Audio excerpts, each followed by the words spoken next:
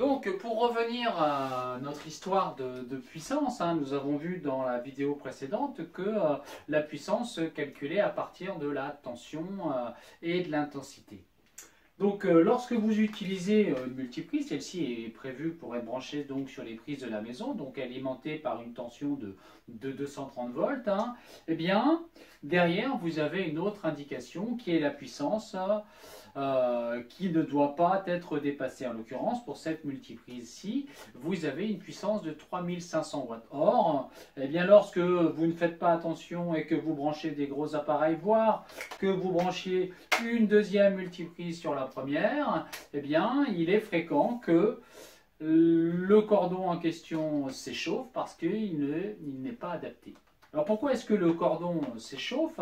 Eh bien, tout simplement parce que lorsque vous avez un appareil électrique comme la rallonge, eh bien, c'est quoi? On est bien d'accord, ce sont des fils. Et lorsque vous mettez en route en fonctionnement cet appareil, hein, eh bien, le courant électrique ou l'énergie électrique qui est transportée va être transformée en énergie électrique et, donc là j'ai une température de 21,3 et eh bien, la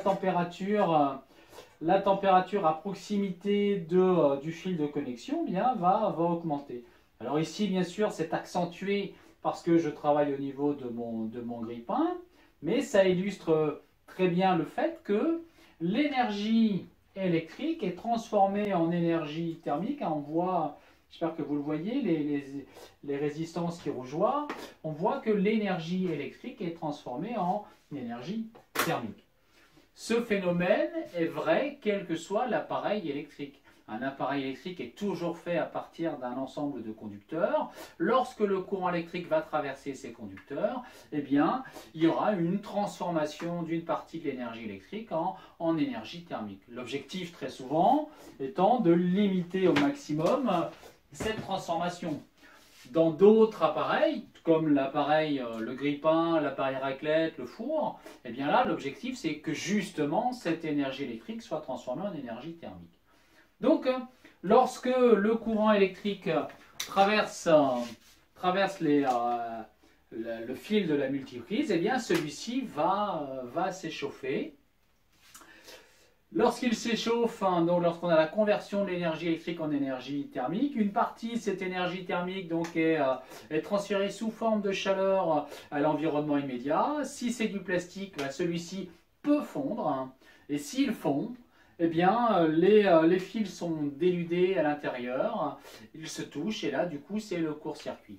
Alors, pour illustrer cette notion de court-circuit, le plus simple est de prendre la pile plate, une pile de 4,5 V que l'on trouve aisément dans le commerce, de prendre un tout petit peu de paille de fer que vous trouvez également dans le commerce. Celle-ci, je l'ai achetée au rayon ménager, vous savez, pour faire la vaisselle, hein, donc pour gratter les casseroles. Donc je vais faire une boucle de fermée, donc une boucle de courant entre les deux bornes de la pile et l'élément conducteur, ce sera justement cette paille de fer. L'objectif étant de montrer que lorsque l'on réalise un court-circuit, c'est-à-dire lorsqu'on a beaucoup d'intensité à circuler, eh bien qu'on a un échauffement de notre fil conducteur. Donc la borne plus touche ma paille de fer et puis donc je vais abaisser doucement. Et là, vous voyez, ça fume, hein, et vous voyez sûrement là la laine de fer qui rougeoie. D'accord? Donc, avec juste une pile de 4,5 V, ça sent pas très bon quand ça brûle, hein, avec une pile de 4,5 V, il est possible de réaliser un court-circuit donc, et de faire brûler cette laine de fer, hein, donc à ne pas réaliser seul, en tout cas avec l'autorisation de vos parents, dans la cuisine éventuellement, mais pas dans votre chambre. Donc, il est possible de mettre le feu. Donc, je résume. Si vous chargez trop votre multiprise, eh bien, l'intensité du courant à circuler dans les fils de la multiprise est trop importante. Si cette intensité est trop importante, il risque d'y avoir échauffement de la gaine de plastique qui risque de fondre et de créer un court-circuit.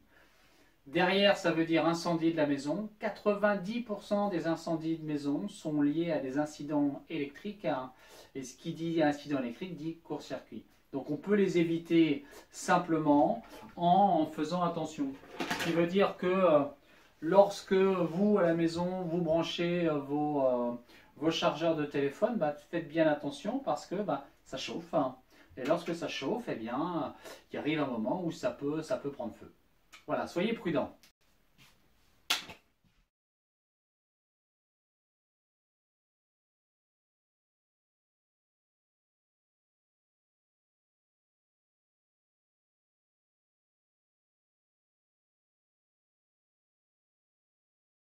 Deuxième partie, donc nous avons vu la relation pour calculer la puissance. Donc là, nous allons calculer la puissance,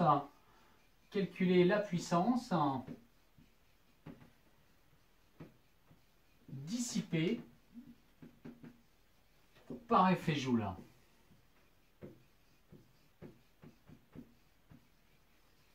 Donc par effet Joule, c'est ce que nous avons illustré, hein, c'est lorsqu'on a la conversion de l'énergie électrique en énergie thermique, on parle d'effet Joule. Alors nous savons, depuis la vidéo précédente, nous savons que la puissance P est égale à la tension multipliée par l'intensité. Nous savons que la puissance va s'exprimer en watts, que la tension s'exprime en volts et que l'intensité est en ampères. Dans une autre des vidéos, nous avions vu que la tension U était reliée à la résistance par l'intensité. C'est-à-dire nous avions U qui est égal à R fois I, pardon, avec U en volts, R en ohms et I en ampères. Donc en combinant ces deux équations, parce que vous voyez que je retrouve U et U ici, donc c'est-à-dire que le R fois I qui est là, eh bien je vais le basculer de ce côté-ci. Ce qui va me donner comme nouvelle formule à partir des deux, P qui est égal à R multiplié par I multiplié par I. C'est-à-dire que cette partie-ci, c'est ce qui vient de là. Si vous vous rappelez de vos cours de mathématiques, vous avez vu que X multiplié par X était égal à X au carré. Et bien ici, je vois I multiplié par I, donc I multiplié par I est égal à I au carré. Donc, j'en déduis une nouvelle formule qui me dit que la puissance dissipée par effet Joule est égale à R multiplié par I au carré. Pour que cette relation soit utilisable, eh bien, c'est-à-dire que si je veux avoir une puissance en watts, je dois avoir une résistance qui va se mesurer en ohms et une intensité qui va s'exprimer en ampères. À partir du moment où j'ai ceci, eh bien, je suis capable de calculer la puissance dissipée par effet Joule, c'est-à-dire la puissance transformée donc en énergie thermique.